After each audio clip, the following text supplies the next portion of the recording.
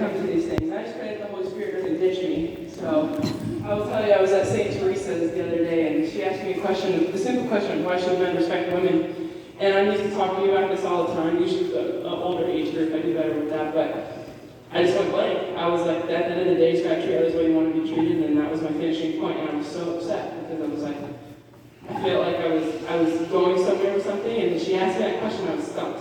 Which surprised me, because I'm like usually the one person a lot of my teammates would go to when like so-and-so is having a hard time with so-and-so, and I'm like, oh, okay.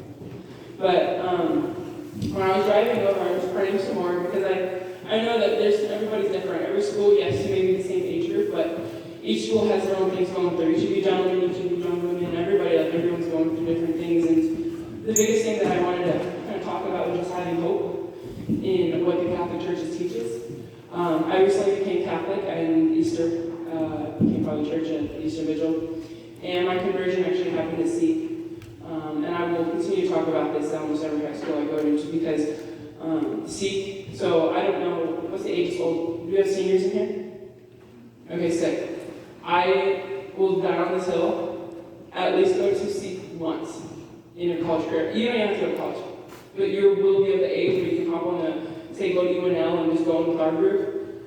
See, it's a space of fellowship and of authenticity, and I went there not having an expectation of becoming Catholic. I went there as a Christian desperate for friends who were aspiring Olympic and national championship girls, the soccer girls. They're really good friends of mine. I was just hanging out with them the other night at Bible study, and Seek is a great opportunity to not only explore why you're Catholic, but all of its teachings and what it actually means to be a Catholic today.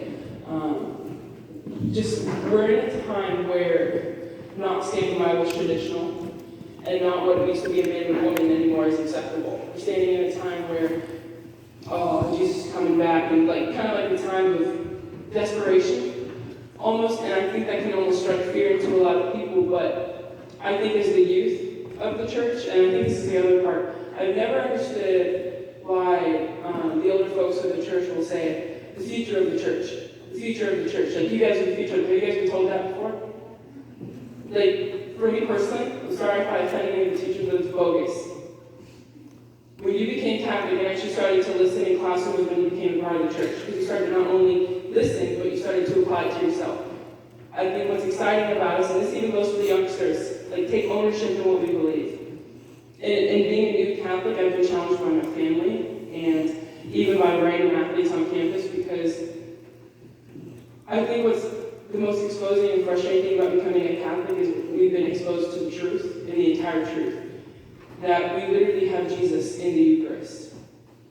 And it's a lot to take in. Because I remember the first time I was poking around in Bible study trying to make small talk with this guy.